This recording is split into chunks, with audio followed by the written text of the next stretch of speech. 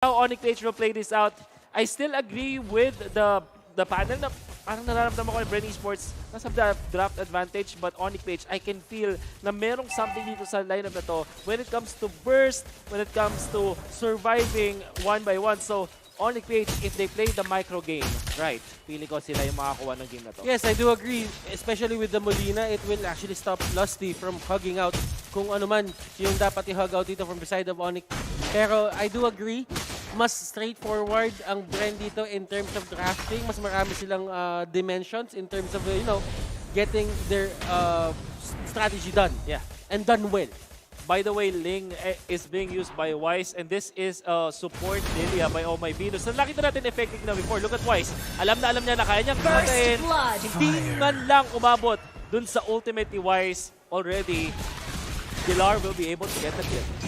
Ito yung nakikita natin dito, Onic PH, they're acting as if they're one unit. Bren Esports, medyo nakikita natin dito na talagang sila 5 individuals pa as of now. Yeah. Pero I feel yung Onic PH talaga dito, medyo naka-center yung practice nila in terms of getting the early rotations in. Bren Esports, they actually rely on getting yung mga late game strategies as well. But Coco right now, Vegas will be popped. Lumalaban si Coco dito. I don't think he can actually survive this.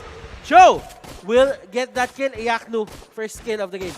Well, you can see the kind of offense na ginagawa dito ng overall ng Onic PH. They are relying on yung map movements nila. It seems like meron silang arrival pero wala naman silang arrival. Likewise, yung pag-jump niya sa walls dito, from top to bottom siya bigla. I think that's very interesting to see. Okay, so there is this thing about the top lane na talagang binabalik ng Bren Esports dito, and this is kind of their, sabihin na natin, strategy na kapag nakuha nila itong top lane, they will just go out to the other lanes and just secure it from there. And okay, Onic, on the other hand, they know of this. So they will just go din, this is my top lane, and try to stop on thwart kung ano man yung binabalak dito ng Bren Esports. Fusakan dito, getting caught out, and Coco, mga kaibigan, using all of his skills, but he will take down Nana kasi meron pa ring burn na naiwan dun sa Nana na yun. Now Lusty is gonna take a lot of shots. Now Wise jumping in, does have the ultimate, gets the takedown, at meron pang kasama si Coco with the Iyaknu. Kasama nga naman yung Way of the Dragon na papwersa ang Contract Inferno. Oh My Venus, nice touch at paggamit naman choose. In comes Dilar, does have supplement of damage, and in comes Iyaknu, pero hindi na sila mag-overdive. Scratch that as Dilar just box out members of Bren Esports. Will this be a day of 2-0s? Yun ang tanong natin dito. Onic PH, they're looking really good. Iyaknu dito will secure that red buff para sa side niya, and this has been the story time and again. Even in game number 1, Wolf, walang kahit anong buff na nakukuha dito masyado yung Bren Esports. Yeah.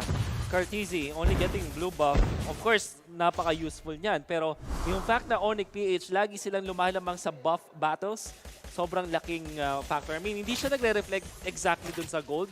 Pero yung impact niya kasi, ramdam na ramdam mo. Imagine having 2 blue buffs or 2 red buffs sa team mo. Like, give one to Wise and give another to Iyaknu. Ang laking factor agad mo. Yeah, at the same time, meron din tayong pwedeng bigyan dito. Si Oh My Venus, bigyan mo ng blue. Si Fusakin, sabihin natin, pwede mo din bigyan ng Bren if you really wanted to, or si Wise. It will actually help Onic PH dito secure the early fights. Pero Onic PH dito, they don't really care about the turtle. Bren Esports, that will be their first victory in terms of objectives dito sa game na to. Gusto ko yung movement na yung para sa Bren Esports is the right thing to do when you're behind. Pero tatay na si Coco, kaya mang mag-ultimate mo ang hindi na pinayagan. Coco finally will be able to pop the Contract Inferno, but I guess it should be over. Killing spree finally for Wise. It took a long time, pero maganda yung pagkaagamit ng layering dito ng crowd control ng Onic PH.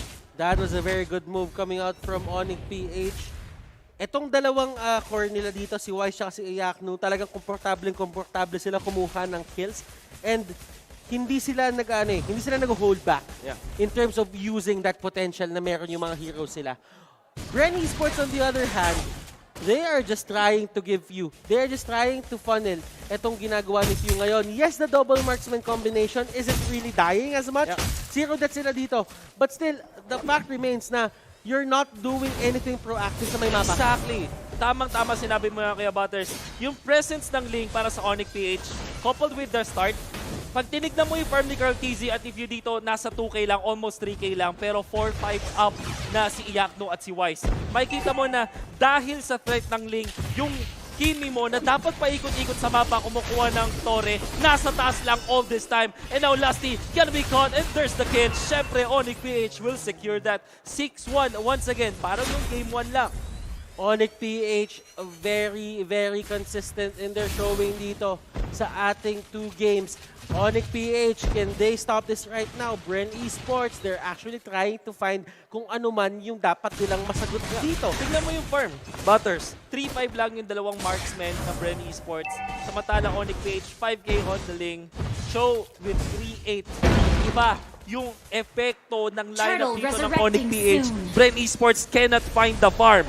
And it's not even about the Ling anymore. It's about the Cho na out of nowhere, pwede kang sipain and just get the kill from there.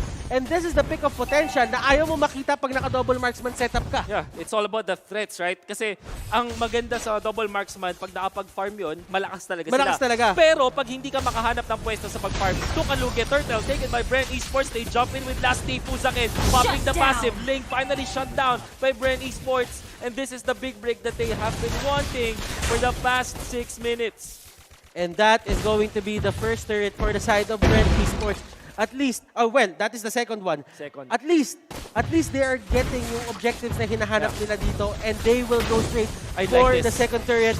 This is going to be a very aggressive move. Pero nandito sa likod si Dillard. Dillard just tanking everything up.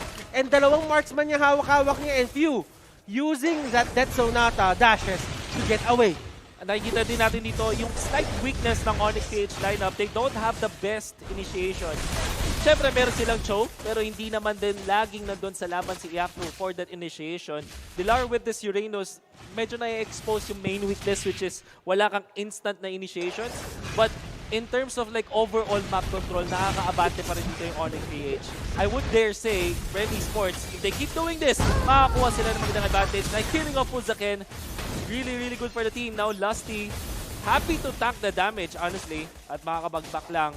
No deaths. Bato sa may baba, nagkakaroon ng away dito, Coco and Iyakno. That Wave of the Dragon won't be comboed with a second trigger kasi medyo suntok sabon nga naman kapag pinilit mo ang isang Tams. Without the Wave of the Dragon, syempre, hindi mo kaya patayin. And I don't think na kaya din patayin pa at this point ng isang Cho, ang Thams, even with the advantage.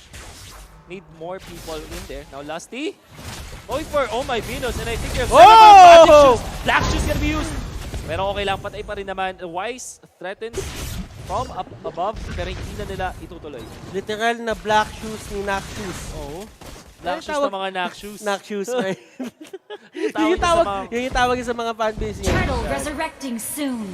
Oy, pero alam mo Bren Esports dito, they're doing a great job finding these pickoffs. And Lasty, kahit siya yung gumagawa ng plays dito, he did not foresee this. Coco! This is a 3v1!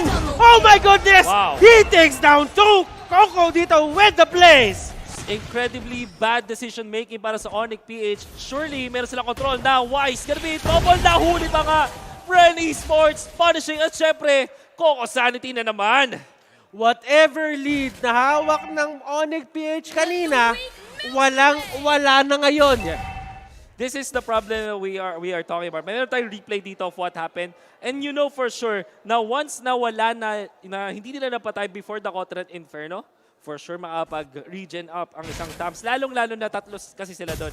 I mean, kung 1v1 yun, hindi makapag-regen ng ganun kabilis yung isang Tams. But you have to take note, pag tatlo kayo tinatamaan ng Cotret Inferno, surely doon kayo mayayari. So, bad decision making from Onic. I guess, hindi ko rin magets kung bakit ang nasa tabi si Puzakin. Should have just diba, move away. You have the range advantage. Pero nandito, nagkakaroon ng away-wise dito with the Tempest of Blade. Nasa may pinakalikod, Dillard tries to show everything. Last dito, nasa may pinakaharap, Dillard, niyakap niya lahat pero hindi niya nakaya yung damage output. And look at this, Coco, ang pagbangon ng api. Okay, Coco, ayaw niya na. Ayun na. Ayaw na, Hindi ayaw na ni Coco. lalaban. No, Lusty though, catches Fuzakin. Should be a kill. Nana goes down. All of a sudden, Bren Esports now at the advantage. At makakakuha sila for sure. This might even be it. If hindi lalaban dito yung Onic Mage, naku sila yung mayari. Lusty jumps in. Wants to eliminate Oh My Venus. And konti na lang mga kombo nila. Base in trouble. Bren Esports. One fell swoop. Onic Mage goes down. The magic of Bren Esports never fails. And